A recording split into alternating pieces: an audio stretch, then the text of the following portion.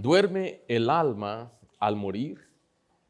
¿Duerme el alma al morir? Algunos enseñan que cuando una persona muere, el alma queda inconsciente, o sea, durmiendo en la tumba, hasta el día de la resurrección o el día del juicio final. Ahora, según esta enseñanza, dicen que no hay conciencia, no hay experiencia, no hay presencia inmediata en ningún lugar. Pero simplemente es una suposición total, porque la Biblia no enseña eso. O sea, ¿qué es lo que realmente enseña la palabra de Dios? Esto no es una cuestión secundaria, porque afecta directamente lo que entendemos sobre la muerte, la vida eterna y el juicio, y también la esperanza del creyente. Entonces debemos responder con cuidado, no basando en tradición, no basado en sistemas heredados, sino únicamente ver lo que dice la Biblia. La verdad central de esta enseñanza es esta. La Biblia enseña que mientras el cuerpo descansa en la muerte, el alma permanece consciente. La Biblia enseña que partir es estar con Cristo. O sea que la muerte no es suspensión, es una transición inmediata. Note lo que dice 2 Corintios 5:8, ahí en sus notas, dice, pero confiamos y más quisiéramos estar, note esto, ausente del cuerpo, ¿qué dice la última frase ahí? Y presentes al Señor. Filipenses 1:23 dice así, porque de ambas cosas estoy puesto en estrecho, teniendo deseo de partir y estar con Cristo, lo cual es muchísimo mejor. Partir es estar con Cristo. Ausente del cuerpo es estar presente al Señor. Note que en estos pasajes no hay lenguaje de espera inconsciente, no hay indicación de ningún retraso. Ahora, ¿por qué importa esto? Porque esta doctrina afecta el consuelo del creyente frente a la muerte, la naturaleza del juicio eterno, afecta la comprensión de la vida eterna, pero también la urgencia del Evangelio. O sea que si el alma está inconsciente, entonces la presencia inmediata con el Señor no sería algo real. Pero si el alma es consciente, entonces la muerte es un paso directo a una realidad eterna. La Biblia misma dice que está establecido que el hombre muera una sola vez y después de esto, el juicio. Para aquellos que no son creyentes hay un juicio inmediato. O sea que la doctrina debe construirse sobre textos claros, no sobre metáforas mal interpretadas. Y vamos a tocar unos pasajes en Eclesiastés, donde normalmente se usan para explicar que después de la muerte ya no hay conciencia. Ahora, antes de permitir que el lenguaje figurado defina nuestra teología, vamos a permitir que los textos claros establezcan nuestra doctrina. Comencemos entonces a examinar con la importancia de la pregunta. Ahora voy a hacer una pregunta completa y de ahí vamos a ir a unas variaciones. ¿Cuál es la pregunta completa? Es esta. ¿Se vuelve el alma inconsciente al momento de la muerte y permanece así hasta la resurrección y el juicio final? Ahora, hay variaciones de la pregunta. Note cuáles son. ¿Están los muertos inconscientes hasta el último día? ¿Los creyentes duermen en la tumba hasta que Cristo regrese? ¿No existe ninguna experiencia consciente entre la muerte y la resurrección? Cuando un creyente muere, ¿va inmediatamente con el Señor o espera inconsciente? Espero que esté comprendiendo la pregunta, lo que estamos tratando de explicar. Cuando una persona muere, para ellos dormir significa que está inconsciente. Y esa es la suposición. Vea conmigo entonces la suposición, que cuando la Escritura llama la muerte sueño, significa que toda la persona, cuerpo y alma, queda en total inconsciencia. Ahora, las implicaciones de esta pregunta, recuerde siempre que hay una pregunta, hay implicaciones. Hay una suposición, implica que no hay conciencia después de la muerte, que no hay presencia inmediata con Cristo y que no existe experiencia alguna hasta la resurrección. Muere una persona hoy, supongamos, y está inconsciente, duerme, hasta que el día de juicio venga, no sé, en 1 año, 10 años, 500 años, y está en completa inconsciencia. Hay cuenta los que murieron durante los tiempos de Jesús, ellos están dormidos, o dormidos en el sentido de que no tienen pensamientos, no hay experiencia, y están simplemente esperando hasta el día de la resurrección. Ahora, ¿por qué importa esta pregunta? Aunque hable un poco de ello, recuerde, porque afecta doctrinas fundamentales de la Biblia. Esta pregunta incluye que afecta a cómo usted y yo tenemos la esperanza al morir, qué significa estar ausente en el cuerpo, la naturaleza de la vida eterna, de la comprensión del juicio eterno. Ahora miren, no estamos tratando un detalle secundario. Hay gente que dice, eso es secundario, no es tan importante. No, porque estamos tratando una realidad eterna que contradice muchos pasajes y doctrinas firmes de la Biblia. Entonces sí es una doctrina muy importante porque altera la interpretación de textos claros. Lucas 16, por ejemplo, tiene que reinterpretarse o interpretarse de una manera diferente. Hay quienes dicen o enseñan y han torcido el pasaje en Lucas 16 cuando Jesús empieza a contar lo que sucedió. Él no dice, le refirió una parábola. Él simplemente empieza a dar un relato. Pero yo he visto algunas versiones que dice así, Jesús hablando, dice, ustedes cuentan de una historia. Pero Jesús nunca dijo eso. Y van a buscar fábulas judías donde sí hay una fábula donde habla de una persona que murió y está en un lugar de tormento. Entonces quieren desacreditar, por ejemplo, Lucas 16 y decir que es figurado, a que simplemente es una representación espiritual, pero ¿de qué? La promesa de Cristo al ladrón perdería su inmediatez. ¿Por qué? Porque ¿qué le dijo Jesús al hombre en la cruz? Le dijo, hoy estarás conmigo en el paraíso. Hay gente que ha dicho, bueno, es que fue Jesús el que dijo eso. Jesús le prometió eso. Pero ¿qué no Jesús nos promete a nosotros también su palabra? Nos aplica también a nosotros. ¿O qué tal el deseo de Pablo de partir y querer estar con Cristo? Pues no tendría sentido. Por otro lado, también han dicho, es que es Pablo. Pablo era especial. Entonces Pablo tiene una ventaja sobre todos nosotros. Pero vamos a ver pasajes donde dice, quisiéramos, Pablo se incluye con los corintios, estar presente con Cristo. Y Apocalipsis 6 tendría que volverse puramente simbólico, lo veremos en un momento, pero Apocalipsis 6 habla de los mártires que han muerto y están delante del altar, rogándole al Señor que se vengue de aquellos que le han quitado la vida por predicar el Evangelio. O sea que están conscientes y están delante de Dios. Es decir, múltiples textos claros tendrían que ajustarse a una teoría que está construida sobre una metáfora, básicamente en Eclesiastés, en un solo versículo. Eso es invertir orden correcto de interpretación. Entonces la doctrina, recuerde, debe formarse de textos explícitos, no desde inferencias. Note conmigo una respuesta simple que le voy a dar. La respuesta simple es esta. La muerte no es aniquilación ni suspensión. El cuerpo descansa en la tumba, pero el alma permanece consciente y el creyente está inmediatamente con el Señor. La muerte simplemente es transición. Vamos entonces a ver, número 2, la respuesta bíblica razonada, una respuesta completa. Ahora debemos dejar que la Escritura hable. Recuerde que la doctrina no se construye sobre metáforas aisladas, sino sobre el testimonio completo de la Biblia. La Biblia hay una regla de interpretación que se llama la analogía de la fe. Que tenemos que estudiar todas las Escrituras y toda la Biblia para interpretar pasajes, especialmente si son metáforas o son los pasajes oscuros. Oscuro significa que no hay tanta claridad. Significa que necesitamos ver contextos y contextos bíblicos. Y cuando hay pasajes claros y sencillos, entonces ellos son los que guían los pasajes difíciles de comprender. No al revés. No es que este pasaje difícil de entender ahora va a interpretar todos los demás pasajes. Hace unos años estábamos evangelizando en la calle y un muchacho estaba pasando, le empezamos a compartir el evangelio. Y él me dijo que él se había bautizado por su abuelo que había fallecido. Entonces hay una secta que enseña que puedes bautizarte en lugar de los perdidos, alguien que ya murió, porque ellos también enseñan que el bautismo es remisión de los pecados. Ahora, ¿de dónde saca esto? De una pregunta que Pablo hace en 1 Corintios 15. Y recuerden, no podemos basar doctrina en preguntas, ni tampoco en pasajes oscuros. No podemos basarnos en un pasaje que después como que contradice todo lo demás, sino lo que debemos hacer es tomarlo claro y ahora interpretar ese pasaje. Y un día hablaremos de ese pasaje, nada más siempre quiero darle algo de curiosidad de la palabra de Dios. Ahora recuerde, si queremos saber qué sucede después de la muerte, debemos examinar todos los textos claros y luego interpretar correctamente el lenguaje figurado. Gente lo va a decir a usted, nadie sabe qué pasa después de la muerte. Tú no sabes, me han dicho muchas veces.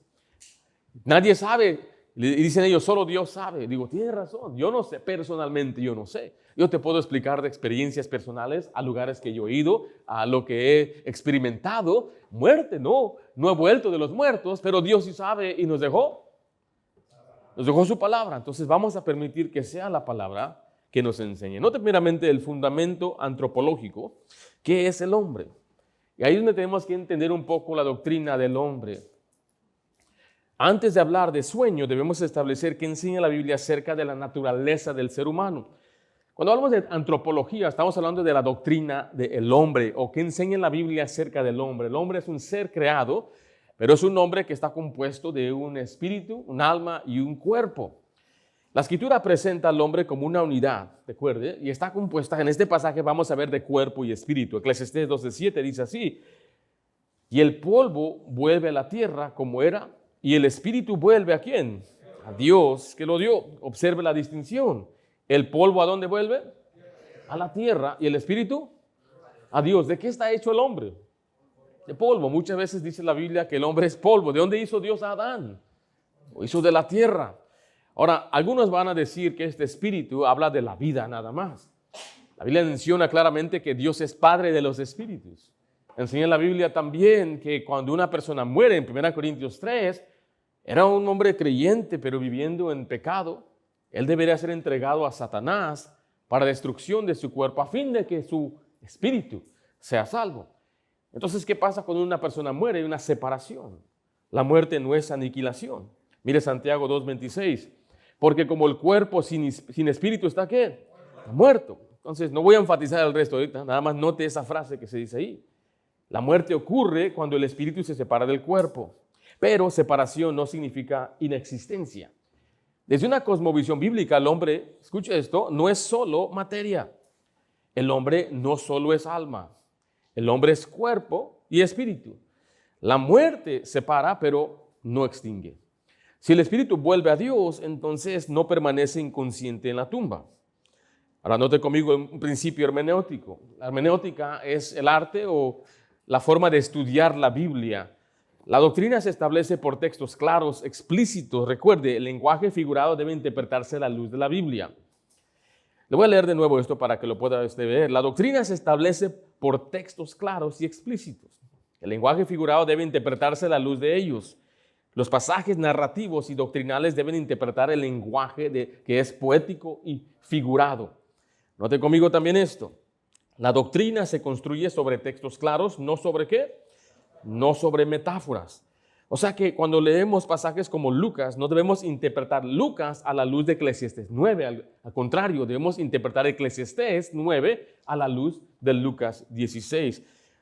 No podemos permitir entonces que una metáfora como el sueño ahora redefina textos explícitos sobre la conciencia después de la muerte. La Escritura debe interpretar la Escritura. Note conmigo entonces ahora sí evidencia clara de la conciencia inmediata. Vamos a examinar algunos textos. Vemos primeramente el rico y Lázaro. Yo creo que esto siempre les causa mucho dolor a los que enseñan que el alma duerme, porque aquí vemos a dos personas morir y siguen con conciencia. Lucas 16:22. ¿Están conmigo ahí? Aconteció que murió el mendigo y fue llevado por los ángeles al seno de Abraham, y murió también el rico y fue sepultado. Y en el Hades alzó sus ojos, estando en tormento, y vio de lejos a Abraham y a Lázaro en su seno. En ese solo versículo vemos que él alzó sus ojos, él pudo ver, pudo recordar, enseguida dice que él habló, estaba en tormento. Ahora hay quienes dicen que aquí no hay razón por qué el rico se fue a este lugar de tormento, que es el infierno. Pero sí lo da. Jesús mismo explica en esa narración. Porque él le dice, el rico le dice a Abraham que envíen a alguien a que les predique. Dice que alguien salga. Y él dice, no, padre Abraham. Note que Abraham le dice, tienen los profetas, a ellos oigan. Y él dice, no. ¿A qué dijo no? ¿A qué rechazó? El rico rechaza a los profetas, rechaza a los predicadores. En otras palabras, ¿qué estaba rechazando? La palabra de Dios. El rico en su vida rechazó la palabra de Dios. Él mismo por eso está ahí, porque él no creía a los profetas. Él no creía a la palabra de Dios. Él piensa que es mejor que alguien salga del mismo infierno y les predique la verdad. Pero pregúnteme usted, si yo le dijera a usted, yo salí anoche del infierno, ¿usted me creería? No, no creería. Es la verdad. Entonces, ¿qué nos dio Dios para saber qué sigue después de la muerte? Su palabra. Y el rico rechazó la palabra. Lo está diciendo claramente en esa narración. Ahora aquí recuerden, no hay inconsciencia, no hay suspensión. Hay experiencia consciente inmediata. En cuanto él murió, alzó sus ojos, se despertó estando en tormento. Note también Jesús y el ladrón. En Lucas 23:43 dice la Biblia, entonces Jesús le dijo, de cierto te digo que hoy estarás conmigo en el paraíso. No dice algún día, no dice después de la resurrección. ¿Cuándo? Hoy. Ahora también hay quienes le van a poner un coma ahí. De cierto te digo hoy, coma, que un día estarás conmigo en el paraíso. Note que hay coma en nuestra Biblia. ¿Qué le está diciendo? Le está diciendo, por ejemplo, ¿qué día es hoy? Hoy es el 1 de marzo, ¿correcto? Es como si Jesús hubiera dicho, te digo hoy, 1 de marzo, que un día estarás conmigo en el paraíso. Eso no es lo que este pasaje está diciendo. Te digo que hoy, 1 de marzo, estarás conmigo en el paraíso. ¿Sí tiene sentido lo que estoy explicando? Porque es una forma muy sutil de reinterpretar este pasaje. Es como cuando Tomás vio a Jesús. Le dijo, Señor mío y Dios mío. La interpretación es que hizo esto, Señor mío y Dios mío. Pero ¿a quién se refirió Tomás en ese mismo pasaje? Al mismo Jesús. Entonces, pasajes como estos aún tienen defensa, aún tienen gente que lo quiere reinterpretar o explicar de una manera diferente. Pero es muy claro, Jesús le dijo, hoy estarás conmigo en el paraíso. Y ponemos eso a la mano con el versículo anterior. ¿A dónde fue el Lázaro? Él fue al paraíso. Jesús mismo habla del paraíso. El paraíso es el cielo, el tercer cielo. Pablo habla de ir a la presencia del Señor en el tercer cielo, que es un paraíso. Ahora, note también, Pablo espera la presencia inmediata. Segunda de Corintios 5:8 dice, pues confiamos, note la palabra aquí, confiamos y más quisiéramos estar ausentes del cuerpo, ¿qué dice al final ahí? Y presentes al Señor. Entonces, ¿qué significa estar ausente del cuerpo? Todo el contexto en este pasaje habla de estar separado del cuerpo. Pablo habla de como una vivienda. Está ahorita aquí el cuerpo y un día va a estar sin cuerpo. Y cuando estemos sin cuerpo, ausentes del cuerpo, estaremos presentes en el Señor. Filipenses 1:23 dice así, porque de ambas cosas estoy puesto en estrecho, teniendo deseo de partir y estar con Cristo, lo cual es muchísimo mejor. ¿Por qué no va a subir a Filipenses 1? Quiero que veamos el contexto en el versículo 21 y 22. Dice la Biblia así, porque para mí el vivir es Cristo y el morir es ¿qué? Es ganancia. Note el 22. Mas si el vivir en la carne resulta para mí en beneficio de la obra, no sé entonces qué escoger. ¿En qué cosas tiene que escoger? ¿Vivir o morir? Él dice, si tengo vida, entonces el beneficio está para la obra. Voy a servir a Dios. El vivir es Cristo. Pero la otra es morir. Y él dice que es ganancia. Es mucho mejor. Dice el 22, porque de ambas cosas estoy puesto en estrecho. O sea, él está diciendo, estoy entre dos pensamientos de irme o quedarme. Dice, teniendo deseo de partir, note, y estar con Cristo, lo cual es muchísimo mejor. ¿Usted cree eso? Que es muchísimo mejor dejar el cuerpo. Pero mire el versículo 24. Pero quedar en la carne es más necesario por causa de ¿quién? De vosotros. Dice, a ver, el pasaje aquí está diciendo entonces que él tiene una razón por qué quedarse. Y la razón de Pablo es para hacer el ministerio. Me dijo, yo vi una vez un video y me han dicho algunos, si tú en verdad crees que la muerte es vida eterna, ¿por qué no te matas? Digo, porque tengo algo que hacer en la tierra. Obviamente sí queremos estar con el Señor. Sí creemos que estar ausente en el cuerpo está presente con el Señor, pero estamos estrechos entre ambas cosas. Quedarnos, servir al Señor. Soy padre, quiero ayudar a mis hijas a crecer, sustentarlas, fortalecerlas. He visto ya hermanos en el Señor mayores, quizás ya no tienen mucha fuerza, ya muy ancianos. Ellos ya habían cumplido mucho de su trabajo, crearon a sus hijos, sirvieron al Señor. En un sentido ya están preparados para irse. Pero no lo puede decir uno que tiene una niña de 2 años. Yo creo siempre quiere quedarse aquí a ayudar. Entonces sí, este mismo pasaje enseña que podemos estar estrecho entre estas dos cosas. ¿Queremos ir con el Señor? Sí, algún día, pero todavía no. Aún queremos servir al Señor aquí en la tierra. Aún hay mucho trabajo que hacer aquí. Aún tenemos que hablarle a otra gente de Cristo. Aún tenemos que servir al Señor al servir a nuestra familia. ¿Sí me estoy explicando? Pero sí ve cómo Pablo tiene ese deseo. Estar ausente en el cuerpo es que presente en el Señor. Partir es estar con Cristo. Ahora, mire, si hubiera inconsciencia por siglos, entonces no sería ¿qué? No sería mucho mejor. Ahora, ¿qué tal Moisés y Elías? En Mateo 17, Jesús sube a un monte, le llaman el monte de la transfiguración, donde Cristo se transfiguró en su forma de esplendor de la gloria. Y ahí le aparecieron dos personas. Dice la Biblia en Mateo 17:3, y aquí les aparecieron, ¿quiénes? Moisés y Elías. ¿Y qué estaban haciendo? Estaban hablando con él, estaban conscientes, estaban platicando con Jesús, no estaban en suspensión. Otra persona que no me voy a mencionar aquí, y muchos van a dudar que sea correcto, pero en una ocasión aún Samuel salió de la tumba. Y la narración dice que fue Samuel.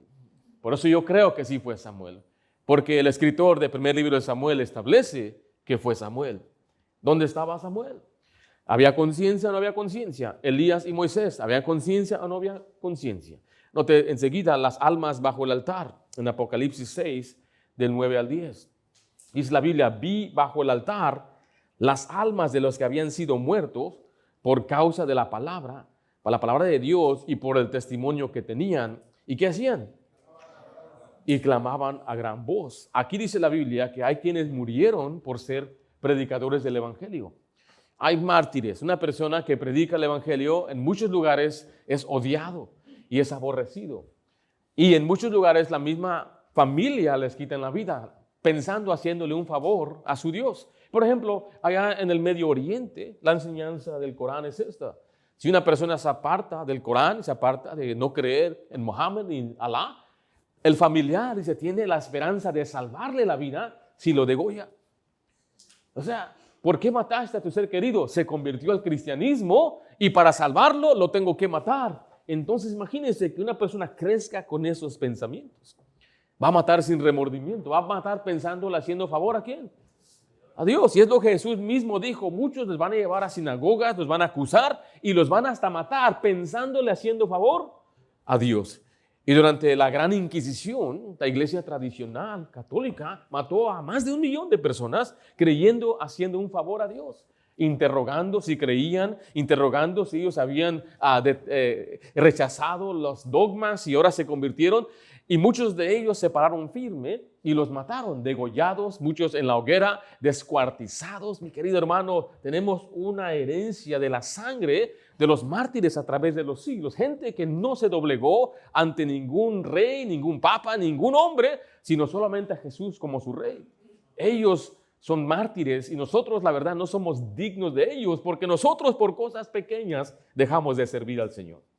Nosotros por cosas insignificantes nos desanimamos y ellos pagaron el precio más alto por el cristianismo, era su vida. Eran desterrados, perdían sus propiedades, eran llevados a cárceles, eran vendidos como esclavos y ellos eran matados, asesinados sin ninguna piedad, pensándole haciendo favor a Dios. Y aquí están, en este pasaje. ¿Qué están haciendo? Están clamando. Están vivos, están delante del Señor. Y en este pasaje dice que ellos están clamando por la venganza. Ellos claman. Ellos tienen conciencia hasta el día de la resurrección. Note conmigo también que Dios es el Dios de vivos. Jesús mismo dijo esto en Mateo 22, 31 al 32. Pero respecto a la resurrección de los muertos, ¿no habéis leído de los que fue dicho por Dios cuando dijo: yo soy el Dios de Abraham, el Dios de Isaac y el Dios de Jacob? Dios no es Dios de ¿qué? De muertos, sino de vivos. Entonces, ¿dónde están los vivos? Están delante de Él. Están con Él en su presencia.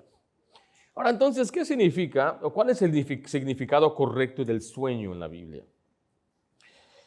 Ahora que vamos a ver que los textos se han establecido de esa conciencia inmediata, podemos entender correctamente la metáfora del sueño. En el Nuevo Testamento, dormir se usa principalmente como lenguaje redentor para los creyentes. En Tesalonicenses 4:14 dice, traerá Dios con Jesús a los que durmieron, y ahí está la clave. ¿Cuáles son las últimas dos palabras? En Él. ¿Están dormidos? En Él. En Corintios 15:18 dice, los que durmieron en Cristo. Nunca se usa esta expresión para los impíos, ni una sola vez. El sueño comunica descanso, esperanza, seguridad y expectativa de la resurrección. ¿Quiénes de ustedes durmieron bien anoche? Usted cayó, dicen así, no, cayó como un muerto.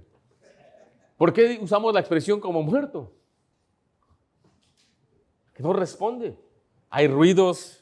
Ahí está, no se mueve. Sí me estoy explicando, de ahí viene. O sea, Jesús mismo aclaró en Juan 11:14 que dormir es estar muerto físicamente cuando hablaba de Lázaro.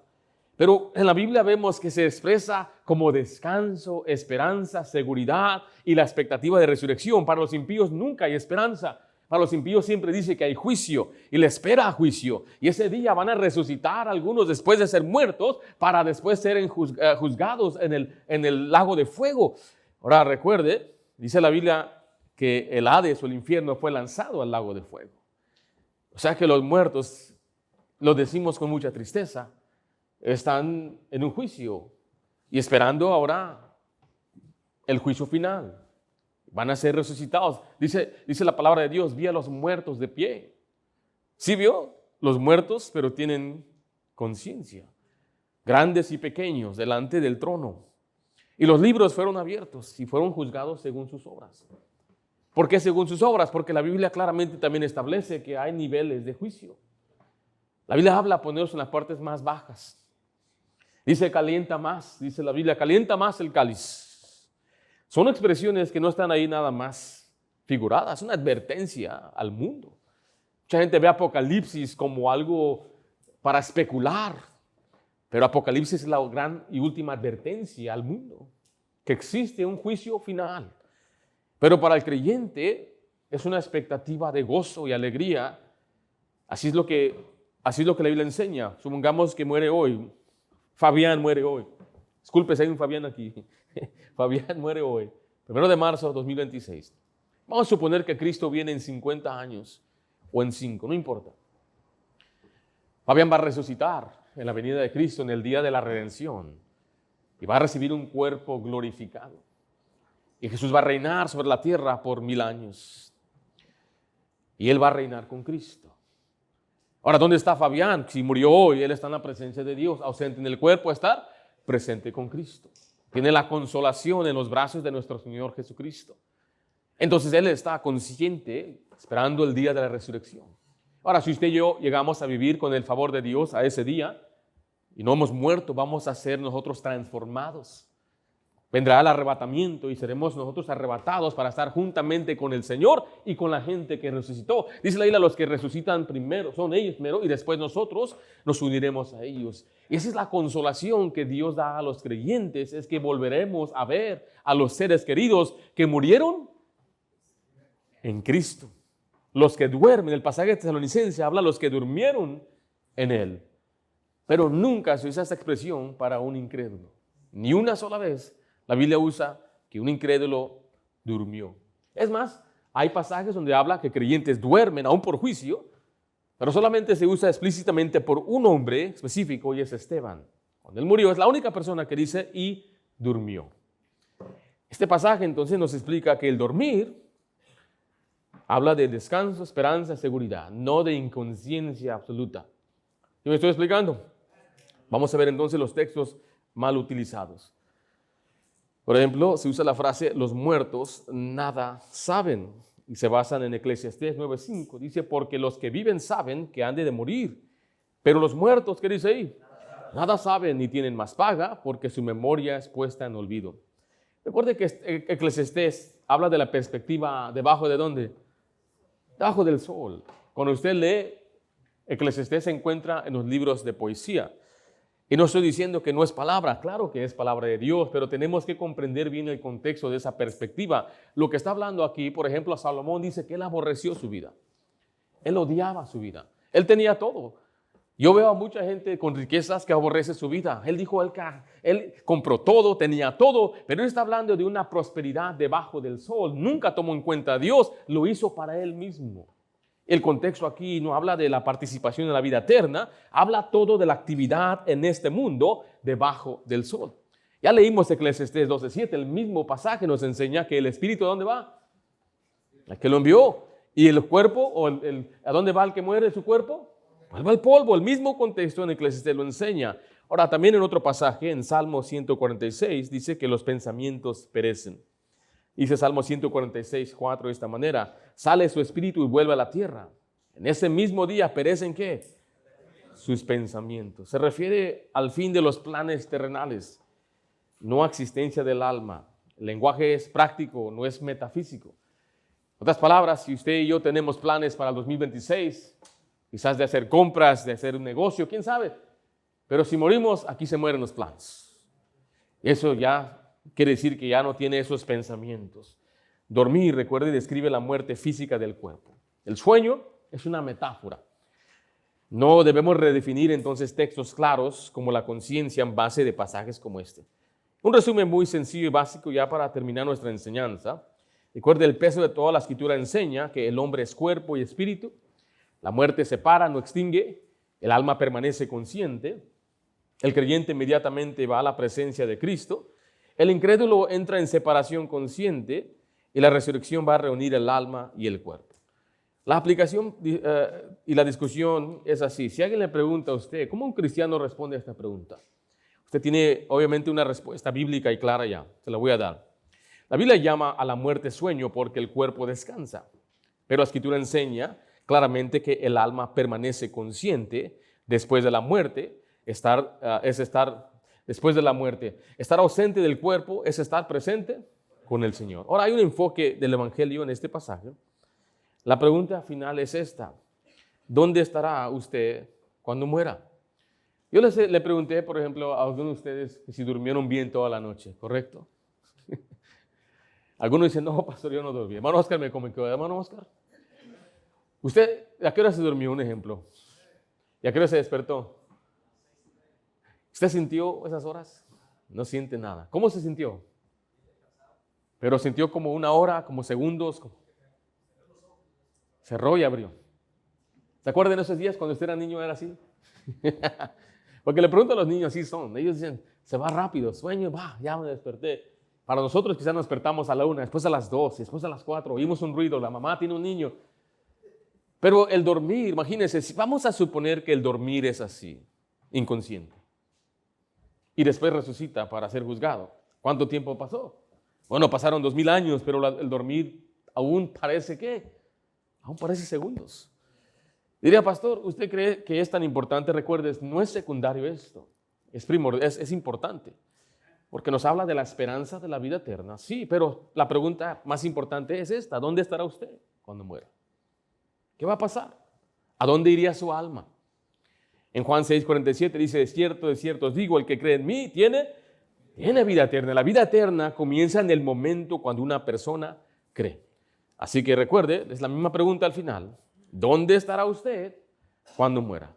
La escritura es clara: el cuerpo duerme, la muerte, el alma no. La muerte no es una pausa, es una transición inmediata. Partir es estar con Cristo. La doctrina, recuerde, debe descansar sobre textos claros, no sobre metáforas. La pregunta más importante no es si duerme el alma, sino ¿dónde estará usted cuando muera? ¿Dónde estará usted cuando muera? ¿Estará en la presencia de Dios? Ausente del cuerpo es estar presente con Cristo. Vamos a orar. Padre Santo, damos gracias por la enseñanza. Te pido que bendigas el culto, los cantos y todo lo que viene por delante. Te lo pido en nombre de Cristo Jesús. Amén.